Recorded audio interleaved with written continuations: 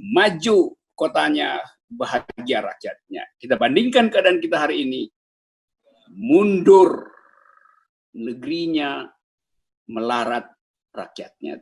Jadi ini adalah perbandingan kepemimpinan DKI dan kepemimpinan nasional. Semoga ada memoir baru yang akan ditulis oleh Pak Dhani, bukan lagi tentang DKI, tapi tentang moral publik yang merosot selama era kepemimpinan Presiden Jokowi. Terima kasih.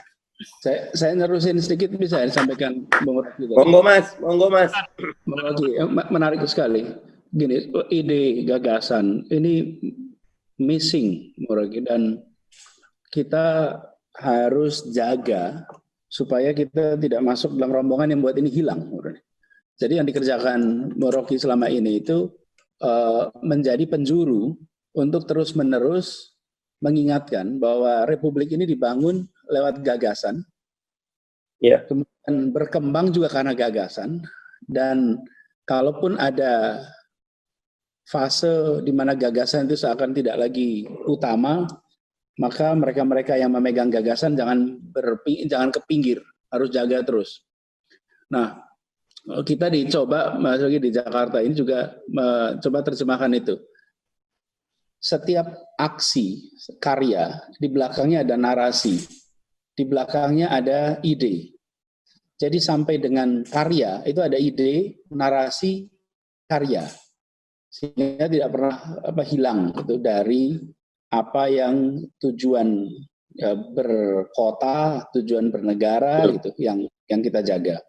Nah, tadi kan disebut soal framing yang luar biasa selama masa kampanye dan terus sampai sekarang. Nah, ini saya coba jawab itu tidak dengan kata-kata. Kita kan tadi sebutkan betapa ada gambaran tentang pemerintahan yang di Jakarta yang intoleran. Framing itu kuat sekali dibangun. Nah, saya tidak pernah mau menjawab dengan lisan. Tapi setelah 2 tahun saya bekerja di Jakarta, baru saya menawarkan pertanyaan balik.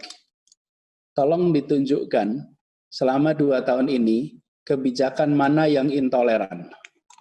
Tolong ditunjukkan kebijakan mana yang diskriminatif.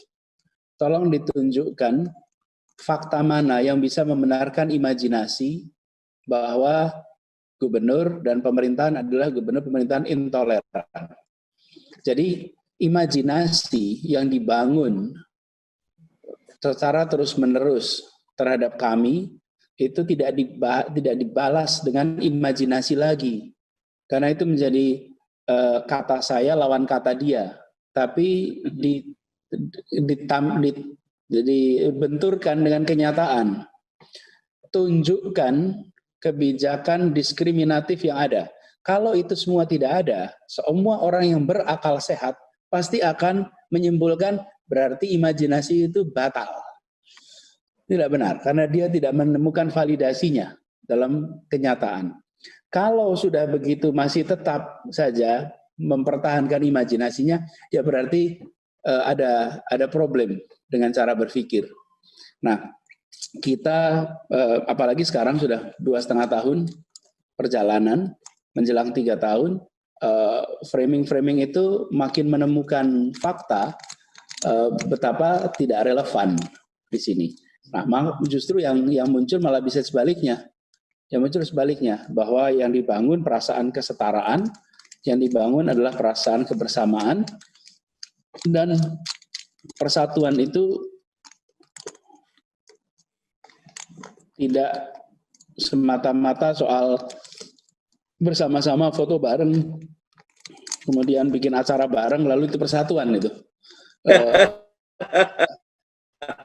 Ya, persatuan itu soal gimana kita punya perasaan keadilan, gimana kita punya perasaan kesetaraan.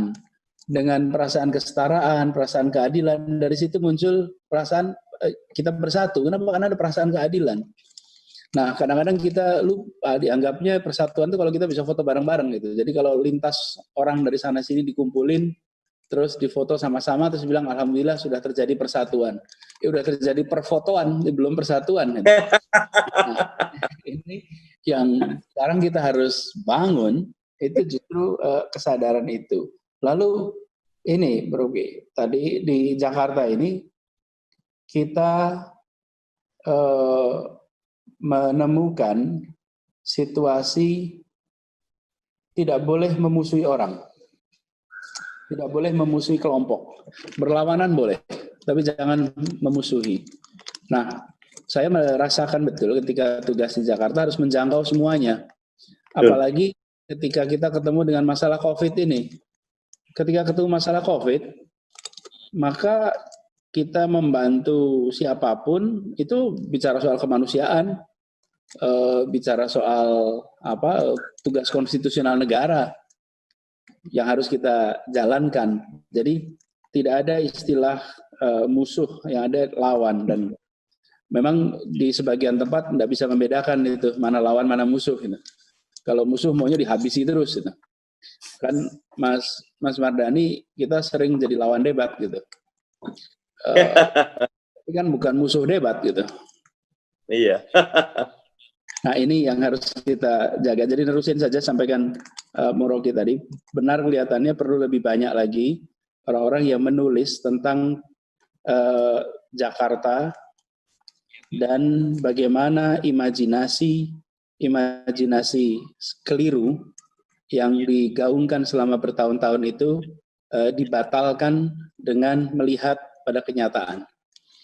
Karena imajinasi itu dibangun tidak berdasarkan fakta, tapi kalau dibentur dengan kenyataan, saya rasa akan ketemu sebuah cerita sejarah yang amat penting bagi perjalanan ke depan Indonesia.